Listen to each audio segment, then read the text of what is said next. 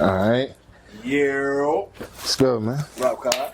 New Connect Podcast. Y'all know who it is, man. It's Doobie. 103, we here. Hi-Fi Studio still, man. Just a different spot. Look a little different and shit. It's all good, man. Listen, man. We here.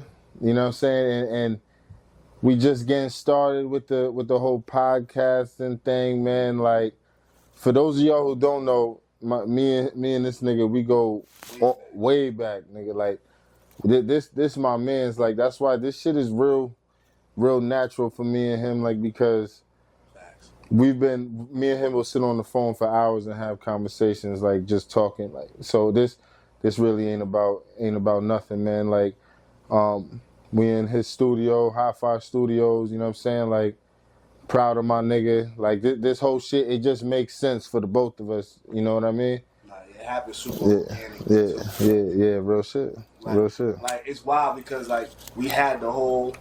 Like, I separately had an idea of making a podcast room in my studio without necessarily saying that I wanted to do a podcast, even though I was interested. My big thing was making sure I had a room.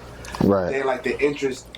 I'm talking, like, I thought this way, like, 2023 type shit. Then, like, the interest of, like, wanting to do a podcast for real started really growing by 2024. And I'm like, all right, in order to do this shit, I got to make some moves with the room. Right. Feel me? Gutted the back room, started painting, in the summertime. Then boom, nigga, I broke my elbow. Feel me? Right there. Yep. Feel me? I broke my elbow, like, in the midst of, like, you know what I'm saying, building tables and doing all that shit for the podcast. He fragile. He real fragile. Now niggas fell wrong. Broke my elbow playing ball. That shit was crazy. Like, I actually was coaching. I was fucked up. I wasn't even balling for real. I was like, you know what I mean? Nah, that shit happens. Point being, all of that shit got put on pause as far as, like, the room for, like, months. Then got back in motion probably, like, December.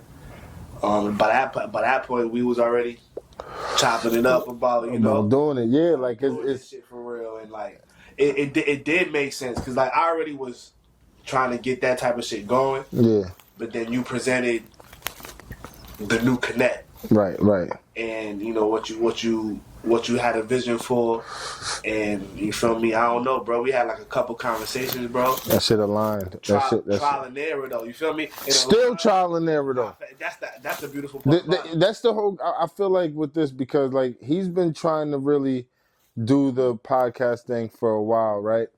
On his own, on your own time. You know what I mean? And me, I've been really, like, literally plotting and doing this shit for over a year, and, like, we still brand new. We still don't know all the ins and outs. So, like, if anybody got some advice for niggas, man, I'm taking all of that shit in, man. But we definitely, you know, we open to that, right? Because but one thing I will say is this, yo, is just do it.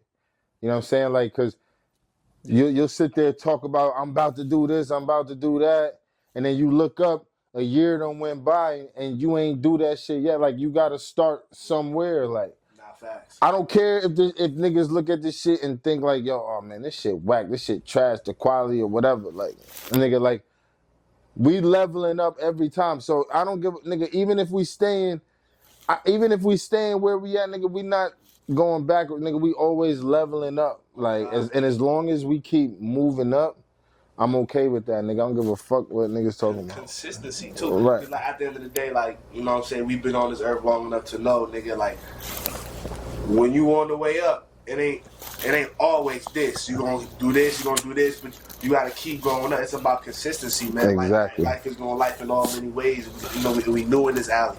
You feel me? And, like, this pathway of, like, the podcast thing and all that. So, like, bro, I mean, but at the end of the day, bro, we knowledgeable in what we know about life. So, like, we just apply it, cuz that shit working, cuz based off of where we started day one. Right. to like Oh, what's nigga. going on right now. Come like, on, man. just imagine a year from now. That's what I'm saying. Consistency, bro. Consistency is everything, man. You just gotta start. That's definitely true, man. How niggas feel about the NFL draft that just happened? Feel me? I know. You want to know something? I feel like I'm gonna be real. Like, I really don't pay attention to the draft like that, right? But I feel like this year it was something about it. It was a big hype around the shit. So I was tuned in. Okay, word. You know what I'm saying? The whole Shador thing. Shador going in the 5th round, I guess people was upset about that. Like, that's... I mean, yeah, I understand why people was upset about that. Because if you really look at, not even comparing him to some of the quarterbacks that got drafted before, because if you do... No, he doesn't know. Nah, he said, I can't do that. Nah, because if you do, it ain't gonna do nothing for it. Like, it ain't gonna make you happy because, like, you really understand, bro, like, the type of numbers he put up in college and what he did, showing and proving week in, week out. He definitely deserved to get drafted in the 1st round. You know what I mean? Even in the 2nd, like, as far as talent-wise. Right. That was deserved. You feel me? Do you think there's other reasons why they, like some personal shit, right? Like, cause it can't be strictly based off of what he can do on the football field. Right. It's definitely other things. Like I heard he really messed up in his interviews. Like you feel me? Like interviewing with you got your combine, you got this and that, but you actually got interviews with the GMs and. But you gotta look at it like this though. You talking to a nigga really rich his whole fucking life. He's not coming in like a nigga straight from the hood, like, or whatever their situation is, and looking for that bag. He already got the bag. The bag is already there. He's well off already. He's looking for a situation for him. He doesn't need to go in there, and he can go in there and be himself. Because whether you give me the job or not, what? You know what I'm saying? But nah, it's still a job interview. Like I understand what you're saying, but like that's arrogance that you should not have in this situation. Like we're talking about the NFL, we talking about being a professional. Number one, keyword professional. Like niggas gotta act professional. And like you go into a job interview, forgetting this damn near job interview because you already you know you. That's exactly what I was about to say, nigga. They looking for employees, nigga. Nah, real talk. Yeah. Like at the end of the day, like bro, that's the job you're going for. To be an NFL quarterback, bro. Like, it's still a job, bro. Like you gotta treat the interview with importance. You can't go in there on some like I don't give a fuck about this. Absolutely. Feel me? Like that's what reports kind of like are talking about. That's how he handled it. You feel me? So I feel like that, and just I don't think anything else should have hurt him, but like having to say in his name, having your pops be who he is, being outspoken and being certain shit that Deion was that cocky, arrogant person, but that always backed it up. And the white man couldn't really, you know what I'm saying? But can Shador back it up how Deion was backing it up though? Time will only tell, but I feel like this whole being drafted in the 5th round thing was really to humble him, which is wild to see as a black man, because you know what I mean? Like, yeah, he knows who he is and he's proud of himself and he just but like I said, it's still a job, and you gotta be a professional. Like you gotta, you know what I'm saying? Man, you gotta move right. What about this though? What you think about this? You gonna be like, here you go, nigga. What if all this shit is a publicity stunt? A lot of it is, exactly though. I feel like him going in the 5th round because it doesn't matter about the bag. Like, none of that shit matters. You feel what I'm saying? I mean, it does matter. It's like, 1st round, because you guaranteed anywhere between 30 to 40 million. You think do you think... His contract is going to be like 4 million for the same amount of years. But think about jersey sales. Think about endorsements. You know what I'm saying? Yeah. Like, all of that. He'll probably get paid for that. Something crazy. I don't know. See, I'm just... That's got to be worked out in the contract. I'm going to keep it a buck. Me, and niggas might think I'm crazy, but, like, bro, I swear to God, I be thinking this shit is scripted, bro. Like all this shit that we looking at, like they want us to think that. I don't know.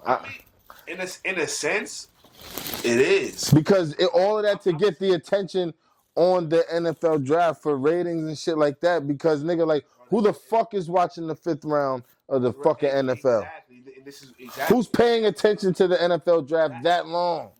exactly that. But I 100% agree. Like I was saying that to my bro the other day. Like the fact that shit went 3 days, that people was watching that shit for real, just because we wanted to see where Shador went. Like that's ratings, bro. That's money, bro. Like you feel me? They dragged it out because of that, not just because they want to humble him, but they knew people was gonna watch. It's the same. It's like this. It's like the Bronny James effect. Whether Bronny James is a 55th pick, right? But how much money you think he's bringing into every city he go to? His jerseys. Whenever he gets the ball, nigga, even the opposite team is cheering for him. Like, so he got a $4 million deal, but I know. I mean, it's gonna come with the pros and cons. Right. But like, it's still listen. The NFL gonna make money as long as he got, the support that he got out here. Cause like also, the Sanders boys, they stream cause they rich niggas that's popular. So like, the Ball brothers, they type shit, and like they gonna have their core. You feel me? So like the NFL is gonna exploit that, make their bread off that. Yeah. You feel me? Like, but yeah, him going in the 5th, I definitely agree with you, bro. It's entertainment. Yeah, absolutely. They gonna do what they gotta do to get the money, get the sales. I mean, I'll tell you what was more exciting in the draft for me, that we had a couple niggas come out of Connecticut. Facts. Some from New Haven and shit. Tyler Booker. Right. So I feel like that's dope, man. I feel like that's inspirational for first rounder. T-Book, bro. Like, so boom, he played. Like this is so one of my main mans actually knows his father personally. Feel me? Because that type of circle they in. But they was putting me on a week before the draft. He was actually putting me on. He played youth football in New Haven. He ended up, I forgot what school he was at in New Haven before going to some prep school, and then from the prep school he went to IMG. Word. So IMG was definitely like, for people that don't know, it's like a prestigious high school. It's a high school that's athletically, everything about it is like a D1 college.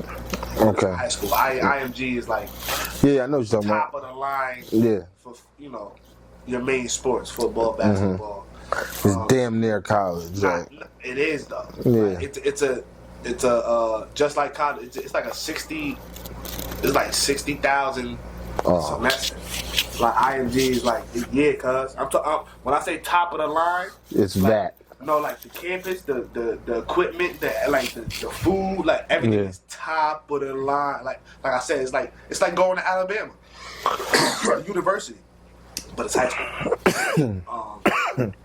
for football. So like we'll go to IMG, then the college career being immaculate on the offensive line. This nigga tired. Tell him to take a nap, yo. Tell this nigga to go take a nap, man. Take a nap. You making me want to take a nap. Yo. Nah, but it is just hearing like a brief story about the background. Yeah. That is fire. Yeah. Really, you know what I'm saying? That shit inspirational as fuck, bro. Showing people out here if you really get to it. Because I mean, like, because we always talk about like with the music, I feel like it's hard to, because we don't really see anybody doing it. But like we just had 3 niggas come out of New Haven, the same city. Yeah. So like, I don't know, man. Y'all niggas might want to go pick up a football or something, nigga. You know what I'm saying? Yeah, but it's more than just pick up a football, but like the lifestyle. Yeah. For sure. It's more than just pick up a football. You gotta really know what you want to do and dedicate yourself to that and like put in the work and believe in yourself when nobody do. Yeah. People gotta think you crazy. You gotta have that type of determination. Like, you feel me? Yeah. Yeah. You feel? I mean, a lot of people like to play the sport just to play the sport, but if you really want to make it to those levels, you gotta do what others won't. You gotta be hungry, nigga. At all times. Yeah. And discipline. Discipline is the most important thing. Like, you gotta be. I saw somebody say online. They say, "Yo, that cheat code that you looking for is called discipline." Nah, no cap. You know what I'm saying? Because that's really the difference. You want to achieve something, right? You hear the steps to get to where you got to go, and you keep and coming back or cheating the process, trying to go around here, nigga. The steps is right here, nigga. That's really the difference between discipline yourself, lock in, and get that shit done so you can get to where the fuck you gotta go. Real talk. Like success, just that line between, you know, a dream and reality, then that line between being mediocre and then being successful. Like if you're gonna be like the average person, you're not going to be disciplined like. Come on, bro. You know what I mean? Come on. Like successful man. Right. So there's a line to it. Like, you feel me? Like, people gotta understand, if you want to be successful in whatever realm you want to be, like, you have to be that. Above average, nigga. Yes. If you're just gonna be average, nigga, you're just gonna be walking. You're just gonna be amongst everybody else, nigga. That's it. What are you doing to stand out? You know what I'm saying? Consistently to stand out. Yeah. When nobody's looking, are you still behaving the same way when all eyes are on you? That's the difference. Like, that's discipline. Like, you going after your goals 100% of the time. Like, while someone's pushing you or no one's pushing you, like, are you that disciplined? Discipline is important. That's key. That's major. It really is. It's major. Like, OD. Like, no matter what we trying to do in life, like, if you're not disciplined, you 9 times out of 10 you're not getting it. Right. Yeah, that's a fact. Because it got to be with anything that you do. You could take discipline and apply it to anything in life to be successful in whatever it is that you want to do. It includes discipline. Yeah. Just simple goals, cause we talking like weight loss. Whatever. We talking, weight gain, muscle gain. Yeah. Financially, you need to earn an extra 5 G's. What am I gonna do to get that? You need to earn. I need anything. Yeah. You feel me? Like, it takes. I need to save this amount of money every month to reach this. Exactly. So now I can stop doing things I was doing. Discipline. Because that's a life skill that you can't overlook. The power of discipline, my niggas. Okay. Yeah. Power of discipline, bro. Yeah. Nah, real shit, man. Nah, real shit, yo. Now this shit, yo, for real though, man, like, I feel like also people can't be afraid to learn or like be around people that they could learn from. You know what I'm saying? I mean, shit, if you feel like you're the smartest person in the room, you're in the wrong room. Right. Like, if I can't learn nothing from you, I feel like I don't need to be around you. No cap. Like a lot of people, especially like, my younger folk, you know what I'm saying, about to step into adulthood, like, that's something y'all really need to take into. I ain't trying to sound like no OG, but that's real. Like, through life experience, that's real. Yeah. You do not want to sit in a room. That's a metaphor, but you don't want to be around people where you are always the smartest. You're always making the best decisions. You don't have nothing to learn from other people. Right. You don't want to exert your energy like that. You definitely want to be in a room full of people that you can learn from. And whether it's financially, whether it's just how they move, how they carry themselves. You feel me? Like, people that have value. You feel me? Like, value. For sure. Like, you feel me? Like, for sure. That's key. Key to success. Yeah, you gotta. You got to. You got to. That's real important, yo. Like-minded. That's what I was about to say. Surround yourself with people like-minded. Y'all push each other. You know what I'm saying? Like, for example, cause doing this with you, bro. Like, it pushes me to try and be great in this field. You know what I'm saying? I'm trying. We both new to this shit. We really walking blind in this shit. Like, but cause it motivates me. And I hope to motivate you as well, you know what I'm saying? Like, so it is important to surround yourself with the right motherfuckers and make sure you got people that are for you and down for the cause and understand the assignment. You know what I mean? Oh God. Yo. Understand the assignment, know your role, and just be the best at your role, man. Yeah. You feel me? But it's dope though, like, just even doing this shit, you feel me? Cause like, the people don't really know, cause we used to give it up.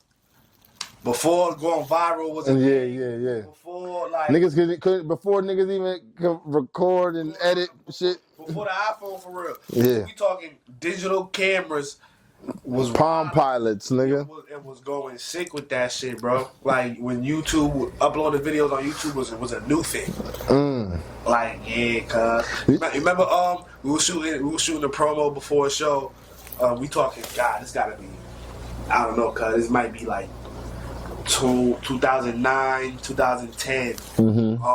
We was outside of Domino's. Oh shit! Cuz we was in Domino's. Oh shit! Wild in Domino's, and then you went behind the counter. You made one of them niggas say some shit about candy games. Yeah. And then we was selling tickets. Yo, and it was like 1 in the morning or some shit. 2 in the morning. Wilding out at Domino's, bro, and use it as promo, cuz like shit like that. Cuz before going viral, like we was on that type of time. We would have been going viral if we was nigga. We was wild. If there was platforms where you could upload like 60 seconds of you wilding, we was doing that. Oh yeah, we was doing that for sure. I feel like we our age group we missed that time because like in our teenage years niggas was wild. Cuz I ain't gonna lie, niggas. But like in a good way, cause we were still trying to do the music shit. Walking blind. Just going with our talent, doing what we do, cuz, like, you feel me?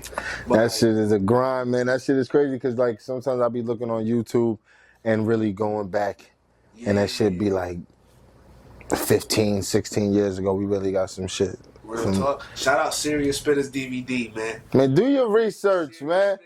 Learn your history, man. Like, yo, I'm talking about DVD. I was out here in everybody's hood with a camera getting niggas rapping on some shit, trying to create a DVD for the code. DVDs. Like 16, 15 years ago. Like, we was out here doing this shit for real. Like, this Facts. Feel me? You can go, this shit ain't nothing new. This shit ain't nothing like, new. To even do the podcast now with Cuz is like, you know. Yeah. Not only is it dope, like we got real shit to like reflect on. And, like, I understand who you are as a human being. Right. Remember who niggas was back then, who you are now. It's different. We fathers. Right. The outlook on life is different now. Right. So like, I think it's dope, cuz like even just doing this pod, like what we did in 4 months. Right. I'm proud of it. Yeah. You know? I'm proud of it, my nigga. Like, and really like to keep going, and really the support too, like, cause. Like, shout out to y'all, man. Real shit. Like, niggas really be supporting, man. Like, people that I don't even expect to support, or people that I don't even expect to even notice that we got some shit going on, man. That shit really mean the world, and it make me feel like we going in the right direction. So, you know what I'm saying? Appreciate the supporters, yo. Yeah, definitely everybody tuning in. We definitely appreciate that. But like, if you reached out. Cause like it be happening to me in person now, you feel me? Like, cuz I see you got a podcast, I see you doing things. Like whether you doing that in person, online. I mean, listen, man, like it's gratification. You feel me? Like we appreciate that because it's letting us know that like, all right, cool. There's like a real purpose besides how we feel. Right. You know what I mean? So like, yeah, shout out to y'all, man. Shout out to y'all. But yo, speaking of like, you know, us doing shit back in the day, right? You wanna know what's different now? At least I feel like as far as the music scene, right? Yeah. There's not a lot of the niggas be really performing like that. As far as like, is that a part of the come up anymore? You know what's crazy? It is, but it's not, because it's so much of an internet era. Now, you really don't have to. If you're consistent on TikTok, on YouTube, on Instagram, posting 3 times a day, going live all the time, people gonna end up falling in love with you. Damn. You know what I'm saying? Put this shit down. People gonna end up fucking with you, becoming a fan, and they never seen you perform your music. They just saw what you put out online. So you don't really gotta do it the way back in the day you had to do it. But did you have to do it, or are niggas just really trying to figure out, like, finding out that, you know what, like, that shit was really a scam, not a scam, but what was we really doing by performing? Because we was getting in front of, from my experience, we was getting in front of people that at the time we never would have got in front. Like, the way we can utilize the internet now, We ain't had that. So performing and being outside was networking. Was networking. Like, yeah. You feel me? Like, those are all new potential fans, followers, supporters. But like, you had to be outside and do your thing. And that's the biggest difference. Like, because you got platforms like TikTok and Instagram, and people have broken this shit down to a science to where they know how to go viral or da-da-da. Right. You don't. If you grind on that, you can, because everybody's on their phone, you can get in front of an audience. But back then, that was our way of getting in front of an audience. And then you had to kill that shit so motherfuckers could talk about you. Right. Just so somebody could try to look you up, because we didn't have the follow me on the gram back when we was doing the, you know what I mean? Like, shit was, we had BBM. You feel me? We had BBM. We had fucking MySpace. Right. Facebook was really Facebook trying to was coming up. Yeah. But like, yeah, bro. Yeah, that was the only way. Yeah. There wasn't no Snap. You had to have merch. You go out there, have merch, have something for niggas to touch. Yeah. No cap. Yeah. You know what I mean? Like, so that was it. You wasn't giving out the phone number to the fans, so you had to. But what about, okay, so let me ask you this then. What about niggas paying to perform? Like, let's say, like, to be an opening act. Word.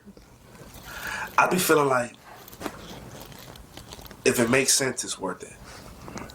But how would it make sense? Number one, if the fee, it depends on the venue. It depends on where you're at as far as like your career. You know what I mean? Like how experienced you are with performing. If you're not an experienced performer, I wouldn't say do it. Okay. Period. Like a recording artist and performing artist, two different things. So like if you make fire songs but you're not experienced at performing, I wouldn't even do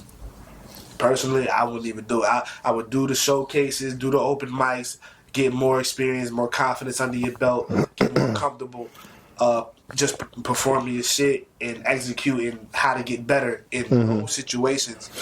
And then boom,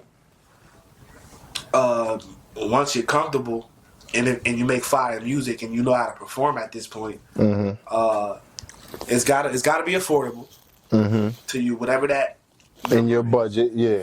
It's gotta be affordable to where, not that if I spend it I go broke, no, because then it's still not affordable. Like it's gotta be affordable to where, boom, you invest that bread, you still got merch to sell, and there's not just merch to sell, but also like giveaways too. Like when you giving game right now though. Yeah. Like, cause when you're an up and coming ass nigga, and people are going say it's a fucking Lil Baby concert, niggas ain't going out there to see 103. Going out there, the majority of people is going out there to see Lil Baby. So point being, you got to give people something they can remember, because they don't know you when they first get there. So you got to get. So one, your performance got to be fire. You want to make people remember your performance. But number two, if your performance ain't memorable like that, nigga, merch, giveaways, you got to be the nigga that's throwing shit out. Do something. Nigga, I don't care if you the nigga jumping up and down. Nigga, yo, it sometimes I done went to shows and I remember the nigga hype man was wilding so bad, like bugging so crazy. I was paying attention to him. More than the actual artist. But just, I mean, well, to the artist, but just in general, I was looking their way because of your man's. His energy was so crazy, like he had your attention. Exactly. But like, I mean, yeah, that comes is pros and its cons. But like, that's also like that was a memorable performance for you. Like, remember that performance. But like, that's what I'm saying. So you're like, do something to be memorable, whether it's something physical for them to touch.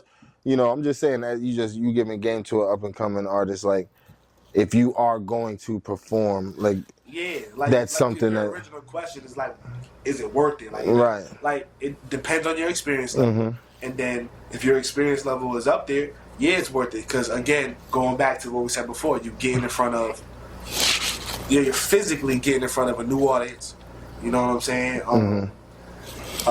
And hopefully, it depends on your genre of music. It's got to make sense. Like, if the main artist sound is very different from yours, like your style people wouldn't line up, then it wouldn't make sense to if you're like a soft R&B singing type of person to open up for Benny the Butcher. Like it wouldn't make sense. Like the genres gotta align so you know that your audience should be able to register to your music, to your sound. And like I said, something's gotta be memorable. So like not just merch to sell, but merch to give out. You gotta, you know what I mean? And if all of that is affordable and you recuperate some money based off of merch sales and also, you know, following, and then people want to, you know, follow your merch online and follow your journey, then it's worth it. Right. In my opinion. Right. It takes certain steps to even get there and do that successfully. You know, and then do that successfully so many times to where now people are coming to see you. You know what I mean? Motherfuckers is opening up for you, and you can throw your own, either get booked or throw your own show. So like, there's just levels.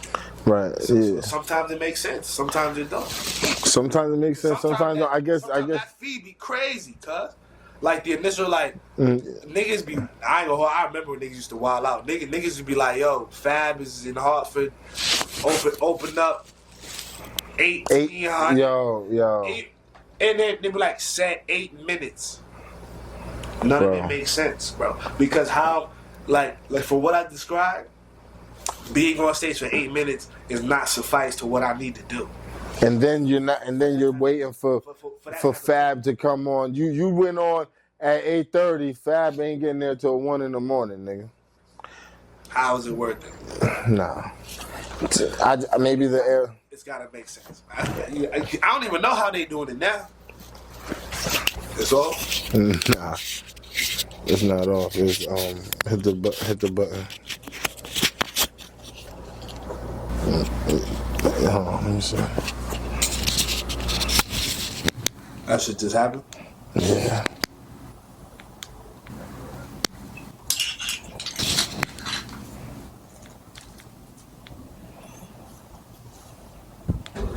That is a good question. How they doing that shit now?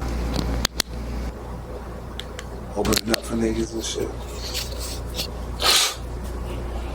Damn, when I gave it to you, it was on green, right? That I know. Yeah. Let me make sure. Yeah.